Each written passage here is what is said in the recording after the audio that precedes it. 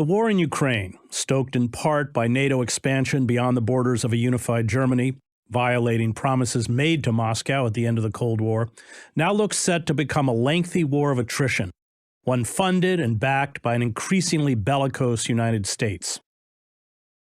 Secretary of Defense Lloyd Austin, after a visit to Kyiv, declared that, quote, "We want to see Russia weakened to the degree that it can't do the kinds of things it has done in Ukraine." Speaker of the House Nancy Pelosi, during her own trip to Kyiv, said that America will, quote, "stand with Ukraine until victory is won."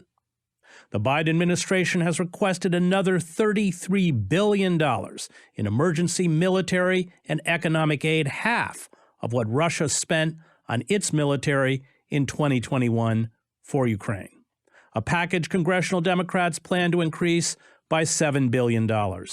And this is on top of the $13.6 billion already allocated for Ukraine.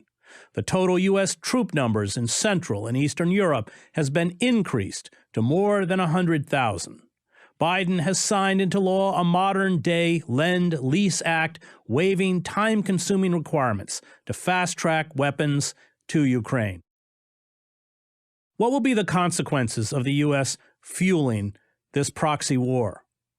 How will Russia respond to the U.S. targeting of a dozen Russian generals for assassination and providing the intelligence to sink the Moskva, the guided missile cruiser that was the flagship of the Russian Black Sea Fleet?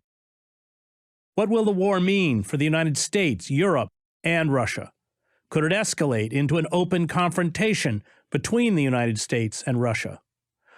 Why are the same cabal of generals and politicians that drain the state of trillions of dollars in the debacles in Afghanistan, Iraq, Syria, Libya, and Somalia, and learn nothing from the nightmare of Vietnam once again, able to push the United States closer and closer towards another conflict?